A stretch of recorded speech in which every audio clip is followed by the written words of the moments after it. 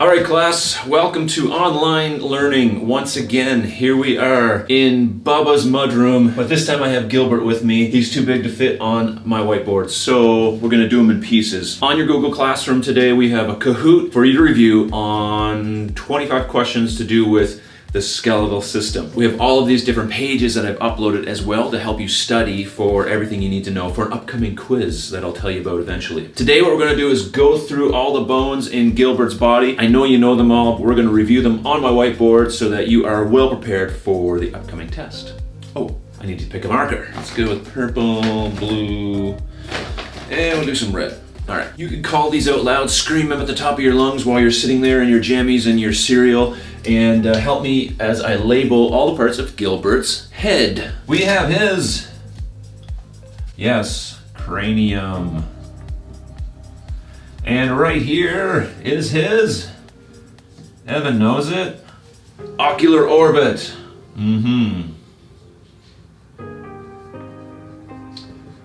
Next we have, right here by his nose, his nasal bone. Let's change up the colors, we'll go blue.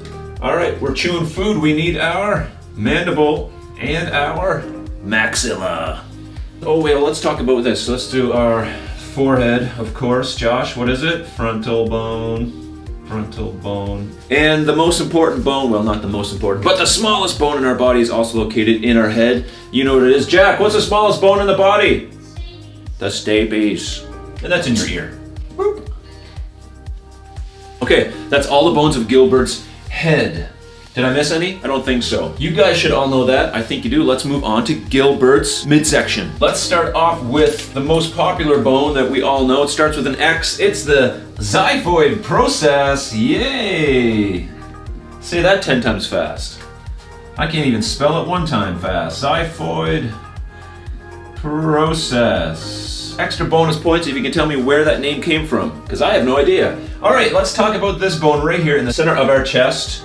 That is called the sternum. Listen, you guys should be able to rhyme these out before I say them, so that's the goal here. I can't really tell if you are or not, but I'm guessing you are. So you should be able to do that. Collarbone right here. Ugh, what is it called? Clavicle. Did I spell that right? I have no idea if I spelled this right or not. Let's go with our shoulder blade. It's in the back here behind the ribs. You can see it. I'll do it on this side. Let's change colors because, hey, I got all kinds of markers. Back here is our shoulder blade, and that is called the... Come on, say it out loud. Scapula. See how I paused there a couple times? Because I was trying to remember what it was. All right, these are obviously our ribs. I don't think that's a big cause for concern. What am I missing? Well, there's two other things that we got to look at here on Gilbert's midsection. That is the parts of his vertebrae that are visible. This upper part is called his cervical vertebrae. And this lower section, or this midsection in behind his sternum and the xiphoid process, is called his thoracic vertebrae. All right, there we have all the main bones that we need to know for Gilbert's midsection. Throw a head on this guy, we got part of a body. It's doing great. All right, looking at Gilbert's arm, let's keep moving along. We have the top bone of his arm, the upper bone of Gilbert's arm, and that is a funny word, humerus. Humerus, exactly. Next we have Gilbert's lower arm bones. There's two of them. One is the radius, the other is the ulna. How do you know which one is which? Remember I told you, you put your hand pointing to the right, your thumb goes right, radius. That's Gilbert's thumb. So this is Gilbert's radius, and the other bone is his ulna.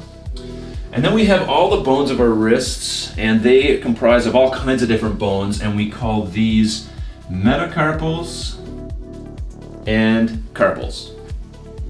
All the bones of his wrists, all kinds of little bones in there. And then of course we have Gilbert's fingies, and they are called, you guessed it, phalanges. Phalanges. We have 20 of those altogether. Couple things to note as we go along here. We have a really important joint connecting the humerus to the shoulder. It's called a ball and socket. And we have another important joint here. This is called a, do you remember? It only moves in one direction, hinge. And all the joints in here are either sliding or pivot. Or pivot. All kinds of joints happen in there. So these are all the bones of Gilbert's and your arm. Okay, let's move on to Gilbert's lower part of his body, his hips and his legs, and we'll finish off Gilbert. Let's go. Okay, let's move on to Gilbert's lower half of his body, and we'll name all the bones. Of course, you all know the biggest bone in your body is your femur. You guys are good at this. Let's keep going down his leg, then we'll do his hip area. Gilbert's kneecap is called a patella. Good. All right, then we're moving down to the lower bones of his leg. So you have your big shin bone, and the way I describe this one is if you think about your toe, your big toe, and the name of this bone starts with a T. It's the tibia. So we'll just draw it over here. Tibia. So think of your big toe or toe and tibia. That's your big shin bone, and the other little bone in your leg is your fibula. Oh, that's a P and I meant to draw an F. Fibula. Good. Then we get into our ankles and our feet and our toes. A lot of the same types of bones that are in our hands and our wrists. So we have this area here, our ankles area, and that is our tarsals and metatarsals. Okay, metatarsals. And then of course we have our toes, which are also called phalanges. Our heel, yes. I heard Joshua yelling out your heel bone down here. Your calcaneus. So let's just go over here. Calcaneus.